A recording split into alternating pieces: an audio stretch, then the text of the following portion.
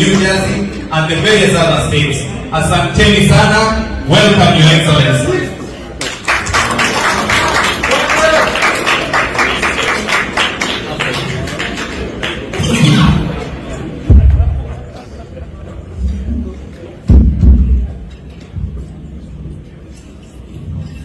Good evening. I hope it works. Tafadhali tuketi, asante sana. I was told long time ago that the microphone is the most important tool of a politician. So if it doesn't work for you, it means your career has not begun. So I hope my career begins by this microphone working.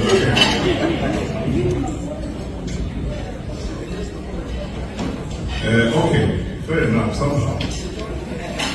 First of all, I want to... Okay, very good. Habari zenu? Good evening. How are you today? Very happy. I told you long time ago, but be very careful what you say and how you behave when you are excited. As many of you know, and this is something I've been criticized about a lot, I don't smile a lot. Because the world is about serious business. I'm a very serious person. But today I'm very excited. So I'm going to use the words and advice I got that time. Be careful what I say and how I behave when I'm excited. First of all, let me begin here. I want to very sincerely thank the Lord for the opportunity He has given us for this day. Quite frankly, many of you in this room know we've had a lot of back and forth on whether or not we are going to be here. When we finally agreed to meet, I was told we have a big meeting tomorrow. So, as you know, since I'm not given to making many speeches, I'm more on the side of doing than on the side of talking. Then,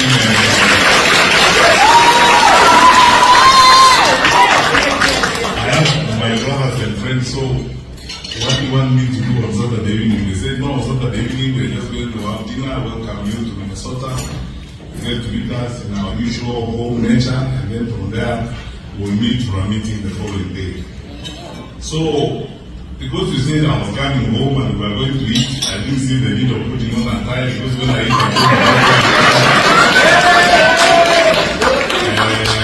I almost arrived in slippers, because I was saying we were just going to eat, and I don't have to dress in a manner that is reveling good. So then we just arrive, you manage yourself. But anyway, here I am. I want to thank all of you, the organizers of this meeting, my brother Macaulay and the team, our national team that is here, that is coordinating us in the diaspora, my brother Maura and your wonderful wife, Dr. Wetre, brother Pande, and all of you wonderful people in the national team. I was trying to count the number of professors in this room. Then I again lost count. I never sat after when I taught at the University of Nairobi. I never sat in one audience with the number of professors such as are in this room tonight. No wonder people, all of you who are educated. You know, Dr. Lina, I wish your speech was the last one, because you said everything and then we go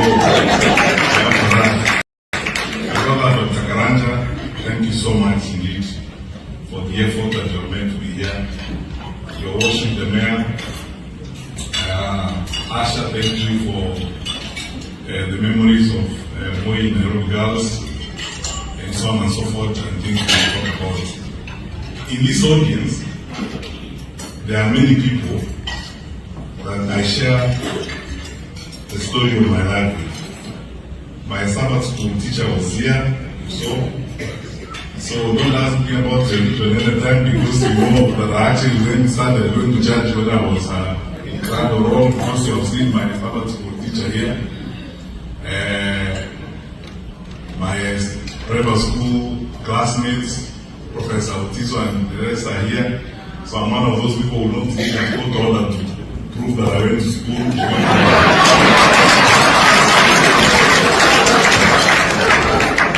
You know, when we started messing up with the education system in our country, today you see people going to court for a judge to confirm that they went to school. You know we have a problem because how can we have been in a school where there's nobody playing as a classmate, you don't have a teacher, you don't have any teaching you.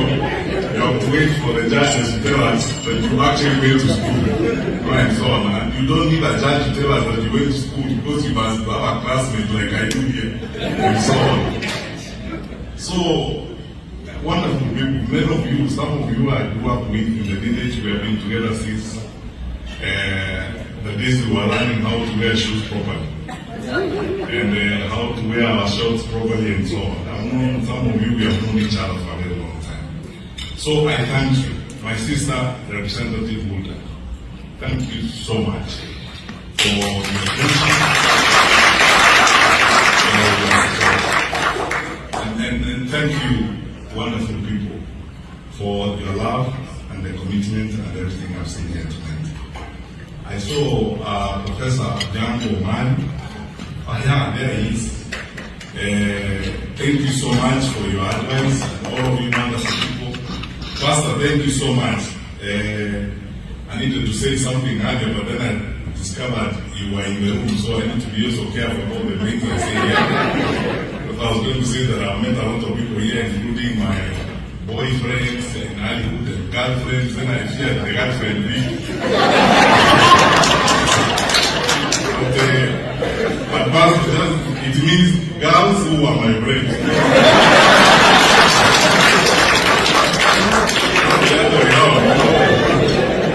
English has a problem, because he was speaking Swahili would say, Wapensi, while I was trying about to come and like, now English doesn't have that. So, Pastor, you don't have a problem, and you know, by the way, because I'm going back home after this trip, I don't want to go back to the doghouse, because there's someone who might lock me in the doghouse, so I don't clarify that bit about girlfriends. But anyway, Pastor, you will not think the church board, there are girls who are my friends,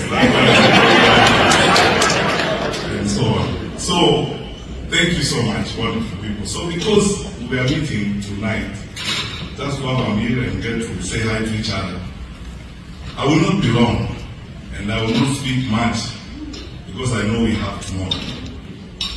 But allow me to start here.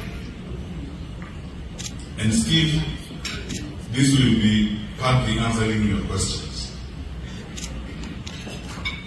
I have been debating a lot recently, and then you people will need to understand this. I know you will, but if I speak to you very politely and slowly about this, I know you will begin to understand this. Many of you, especially those that have said grew up with me in my village, know that we grew up from humble beginnings. We were raised by parents who were poor materially, but they were very rich in faith, in love, and their determination and focus on what is right in society. And for the entire time that I have served the public service for 10 years as a minister, for which I thank the Lord. I didn't have anything special. I didn't have to be the one appointed. It's just by the grace of God that I got the opportunity. Every single day, for which I thank God and for which I'm happy, was an experience of humility and very humbling. And every time, and then recently when I started doing this, I've been telling my friends, I don't know whether people know how emotional and how humbling public service can be. Let me give you 2 examples. I acted briefly at the Ministry of Lands. the minister stepped aside. Every day, I would come into the office and you see, how people are suffering and so on. You see crowds of people in areas on the ground floor. So I decided that I would tell my peers and the other people to create a small office for me, so that on Wednesday, on the ground floor, instead of asking one and other people to come up, create a small office for me on the ground floor where I could meet those people who had urgent problems that they thought needed to solve. I didn't use the office for long, for this simple reason. I discovered that it was going to become a health issue to me, because it was not me. You can emotionally, sometimes you hear things, you go home, you can't even sleep. Because you see, when a widow walks to you and tells you that she has lost her land to people because of fraud involving even public officials, and this poor widow cries before you, and she even tells you that, by the way, even the remains of my husband are on that piece of land, and now they have taken it away and so on. So you are solving those kinds of problems, and every time I came across that, I would get into that situation all the time. Even if you have a heart of stone, those things break you. One time we used to have a problem at one of our landed streets in the Rift Valley. So I decided, as I used to, because I believe that work must be done. Like I used to tell people, education is not delivered at Chogo House. Chogo House, we only have fathers and members. Education happens in the schools where our children and our teachers are. So a good part of my week will be spent in schools. And I would wake up without preamble or introduction and turn up at a school. And that's how I discovered the challenges and tried to solve the challenges with the teachers, the parents, and the students. Finally, one morning, two journalists from the local vernacular station, KSIFM, after a public meeting, accosted me, really to me, and said, they are trying to get my attention. They shouted in my mother tongue, because they knew better how to listen. They said, you have to help this woman. Ask them, what woman? He said, this widow. He said, what is it? They gave me some paperwork and so on. One of those journalists is in this room, James Ishan. For you guys, and then this story I'm going to tell you will tell you the trip of the journey that we are beginning. It will tell you the character of what we are trying to do. Finally, this was the story of a woman who had lived 6 years with the husband's body in the mortuary and her grandson's body in the mortuary for 2 years, somewhere in Kiamuka. The problem had gone unresolved. Mother had gone to court so many times, and I was shocked, first of all, when I heard about it. So I promised them, as usual, I will get into it. When I got into it, I called everybody responsible, including the Minister for Lands at that time. We had conversations, we called in public officials. We discovered, to our horror, what it was, that actually there was no reason why this woman's husband's body was in the morgue for 6 years. It was an attempt by some public officials and some well-heeled people to defraud her, to steal part of her land. For 6 years, and the cultures we have in Africa, she couldn't even go to a funeral in the next village because she is a widow whose husband has not been buried. And 4 years after the husband had died, and the body the husband was still in the morgue, her grandson died, who also could not be buried. So for 6 years, she had lived that kind of life. Husband's body in the morgue, grandson's body in the morgue. She could not bury them. And when we finally summoned all the public officers to the room, I called everybody to my boardroom at the Ministry of Interior. Then I asked some 2 lawyer friends to get into the matter, read the file, went to court. The lawyers, first of all, were shocked that a magistrate actually gave an order to stop the violence in the first place, because there was no convincing basis that upon which this order was given. Then the rest now is history, because we discovered a progressive and accumulative story of manipulating and navigating the public sector in favor of the cooks against this poor widow. So I went into this matter with my characteristic energy and insisted that we back the dead husband, we back the grandchild, and I mobilized members of the public and professionals from my district to build a brick house for this woman and a brick house for her son.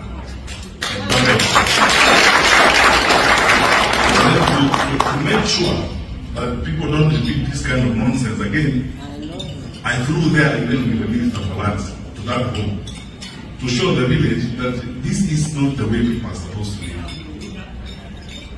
Why am I telling you this? I'm telling you because still, public service for me is actually an endless journey of eternal humility. It is service to the people. I honestly believe in it, and I believe it from the bottom of my heart. There isn't a single day I was in public life that I didn't wake up thinking about the impact or the effect of what we are doing on the people that we are leading. So, fast forward to this moment now, and I'll speak some more about this tomorrow when we meet. My brothers and sisters, I thank all of you because I can see you here are gathered as Kenyans.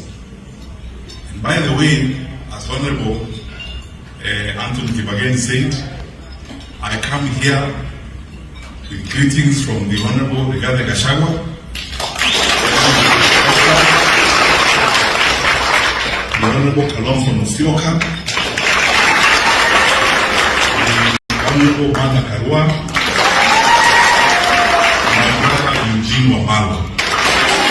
We talk all the time, and we are always, conversing and consulting about challenges such as you guys know. Why is it different now than it has been before? It's different now because our country is facing very unique challenges. Therefore, I have resolved myself, and I think this is the first invitation I'll make of you, that if we are going to make a difference, first in our individual lives, in our communities' lives, and in the lives of the nation, we must first of all be truthful people. Let's be honest. And face the challenges we are dealing with honesty and sincerity. In 2022, I was invited by Archbishop Sabit to attend a meeting of the Anglican clergy in Nairobi. We were preparing for elections. And I went there and there was a gathering like this, all wonderful people from the Anglican church, clergy. They actually promised him that time that because he was going to ask us questions about how we were preparing for elections, yes, by exact order number 1 of 2019, President Kenyatta had appointed me to coordinate government affairs. I will have turned up at that meeting with the Inspector General of Police, with the Attorney General, with my colleague who was in charge of ICT, the Honorable Joseph Michel. We spent the afternoon with the clergy at that time. Then they fielded question after question, including about, we are being promised these things, Mama will get X billions, Border will give you, I don't know how many hundred billions, and I don't know who everybody. And then the clergy asked me, how come you people are not spending money like that in the process? I told him, look, there's one thing I will not do. And by the way, I want to tell you this tonight, because when we are seated in meetings like this, we should never forget that we're in the presence of God.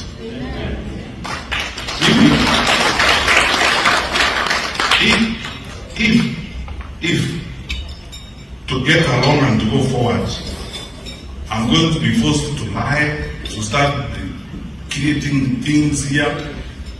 Look, I want to be very honest with you. I would rather not get that job. I'm not interested in lying to people, having corners and abusing people's trust, as it were. And I told the clergy who are listening to me that time, those are the videos we have been seeing doing rounds and around. Told them you are being cheated, this is a lie. And after the COVID pandemic, now we have a pandemic of lies because of the elections. Now outbreak of lies, everybody, people are just moving around the country lying, telling you things they think you need to hear.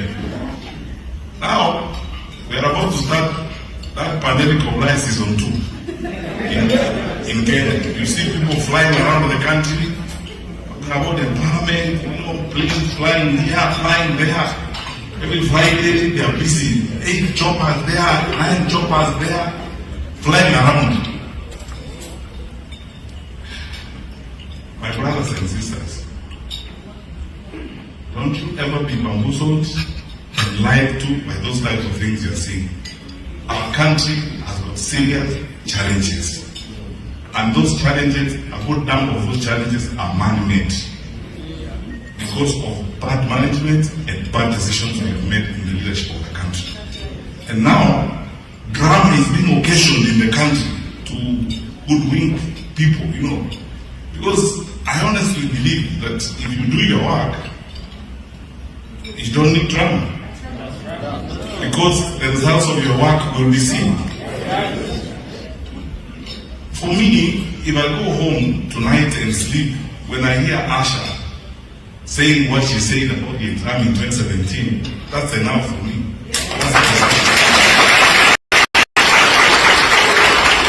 I started in the exam, that the program was managed responsibly, but the right thing was done. I don't have to occasion drama, around here, jump up and down, go look for witch doctors and who come and say things. The kind of things that we are seeing. Now, I would like you to listen to me, my brothers and sisters. 62 years after independence, we must now have a candid conversation with ourselves about the future of our country. And don't take this drama. Let us make the right decisions for the sake of our country. Because God will hold us responsible. Our children and our children's children will hold us responsible. What did we do at a time when we saw clearly things were going wrong? What did we do? Did we also disappear in that drama? Got excited about that kind of drama, being told things.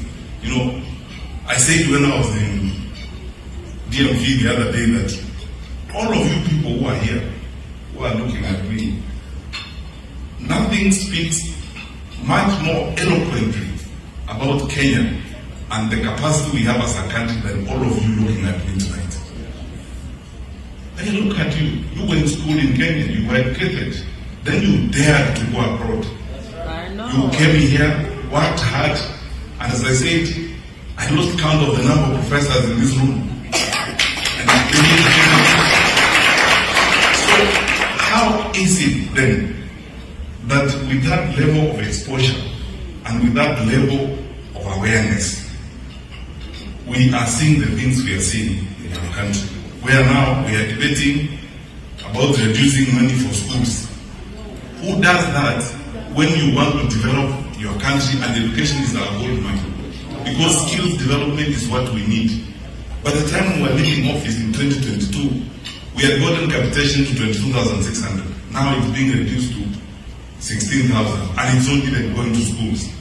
I was reading the General's report last night, and these are the things which as I told you, public service has got its own challenges. I can confess to you, if you are a conscientious leader, someone who thinks about the lives of the people you lead, someone who genuinely thinks about the welfare of the people you interact with, I'll be very frank with you. There's some things you come across and you don't know how to deal with them. You feel so pained. How can we import rice, 500,000 metric tons, and where rice farmers? How? You have closed sugar factories. I'm sure if our national leaders went to that side of the country, they would be singing another song and lying and paying people and trying to bamboozle them with helicopters and so on. Those poor cane farmers are still there. We're importing duty-free sugar. Some of it declared unfit for human consumption. So, what is wrong with us? The challenge I have for you tonight, my brothers and sisters, as we go forward. Many of you in this room are believers. Our country has been given to us as stewards. We will account to the Lord what we did with the country He gave us. When we had an opportunity to listen to these stories, as I said, too much drama. That's why, personally, I have to confess to you, I am on the side of doing. I would rather people worry about the impact of my work than worry about the speeches I make and the drama I occasion when I arrive in a town. How I talk, life comes to a standstill, and so on, and people must now, bow to me and so on, and beg me and tell me things that are silly. I don't like hearing those things like, oh, you are great seer. There's nobody who's a seer. We are here to solve problems. And that's why I said, and this will remain my mantra, I'm coming to you and I'll speak even in greater granular detail tomorrow to ask you that by the grace of God, when we get to that point, I will ask for your vote, but also hold me to account.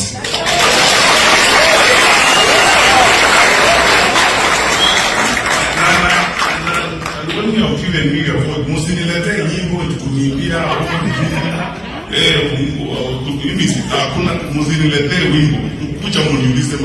I want to work.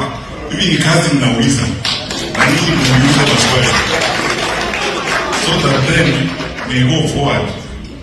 So, my dear friends, I won't tire you because we have a date tomorrow and our time is quite spent.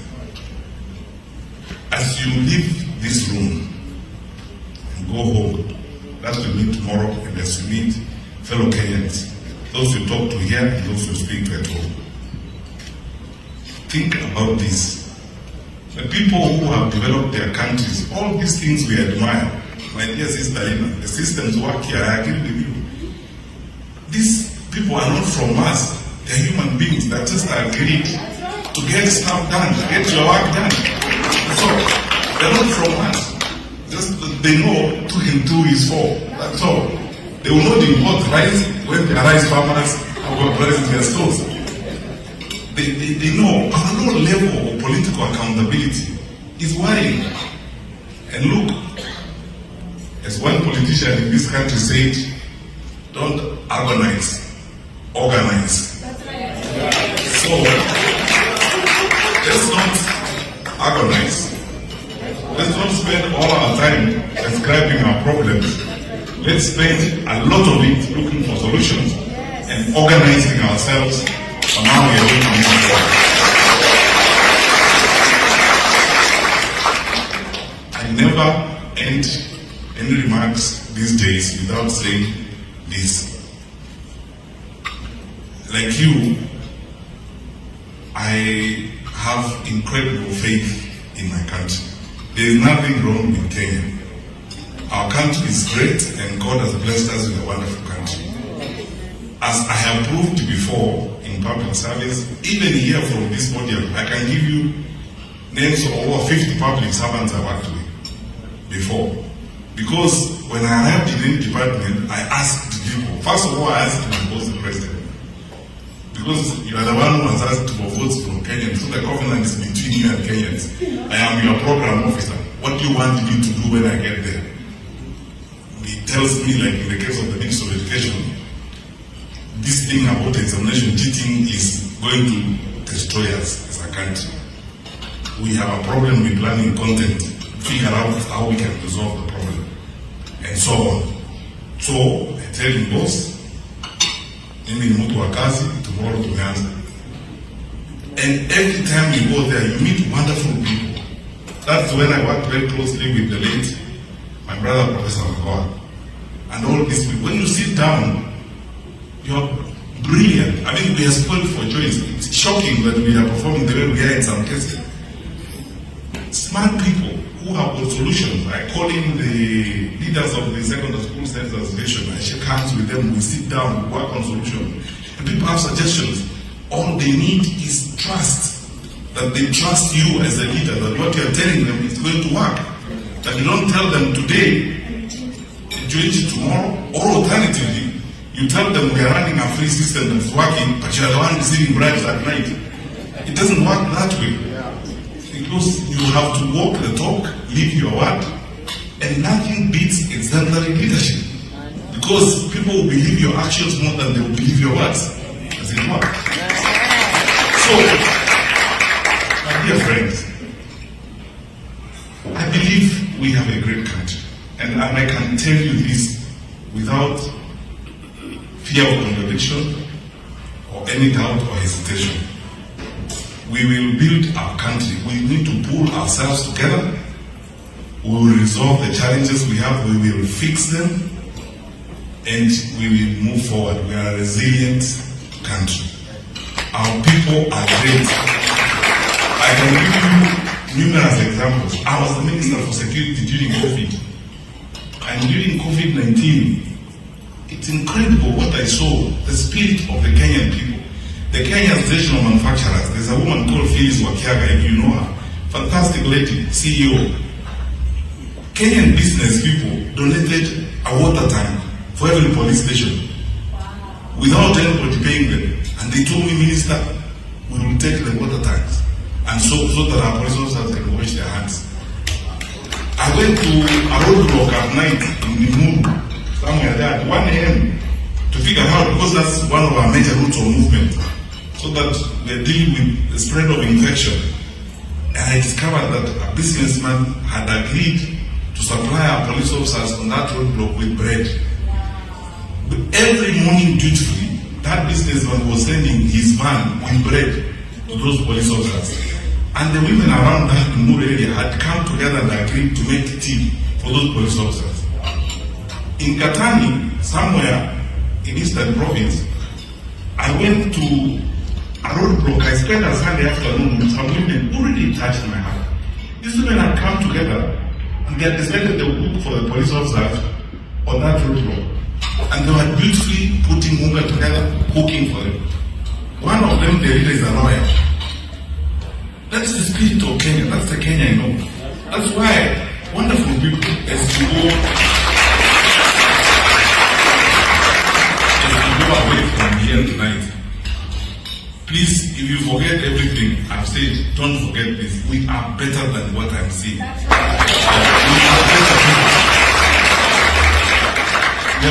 have better people than the management I'm seeing of our country. Where thugs carrying weapons are moving side by side with uniformed police officers. We are better people than that. We are a better country.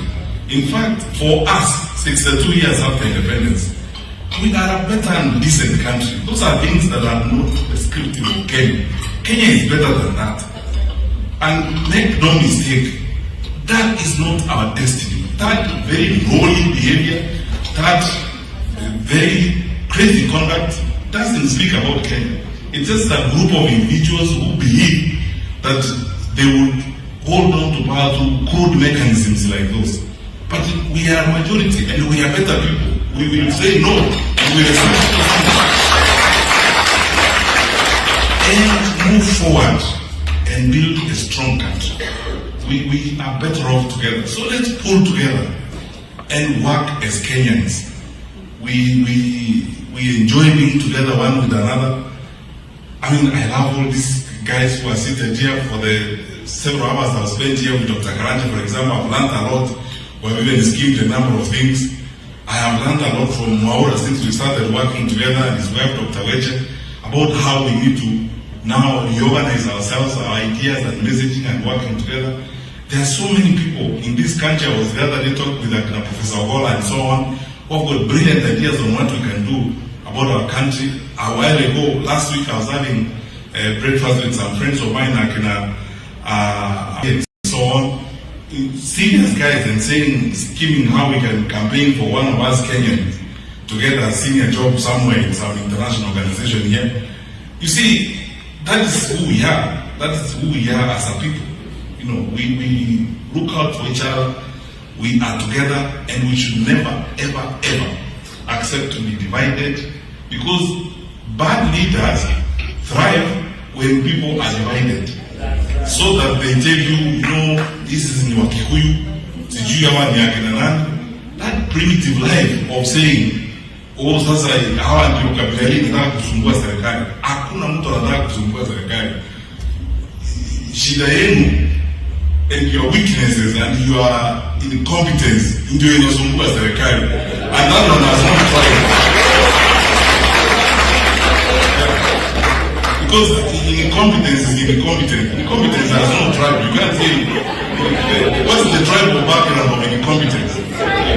It's incompetent. What's the tribal background of criminal conduct? That is it. There's no tribal background. You can't say, oh, that's on the joint, yeah, Somali. There is no group who do things that way, 62 years after independence. We are one country, and we're going to be one country. And my brothers and sisters, let me tell you this.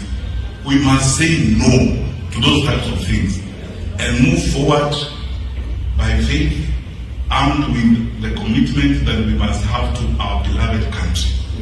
And know this always, always, that as long as we are standing on the truth, and as long as we are moving in the direction of putting our people together and minding the welfare of our country, we will be traveling the direction of God. And that way, we will succeed. So, we will meet tomorrow. And when we meet, we'll discuss some more. Keep encouraging you, my brothers and sisters, also if you are in the diaspora.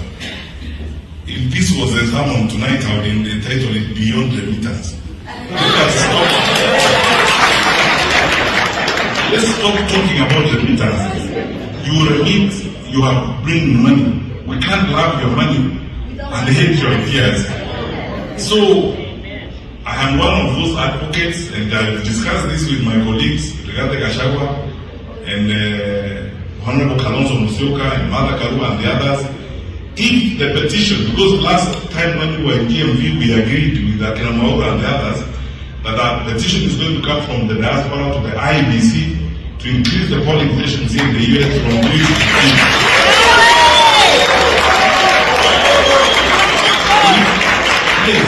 So that you vote, you cannot remit money, and then you don't have a vote. Yes. Yeah. So mpige kura, and then you know the acid test is also coming. Personally, I have said openly. Now I don't think it's something I need to hide.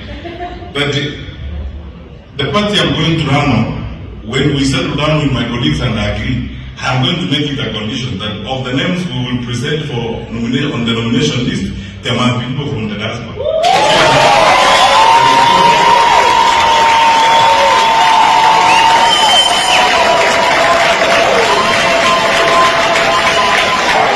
So that you can go to where these decisions are made.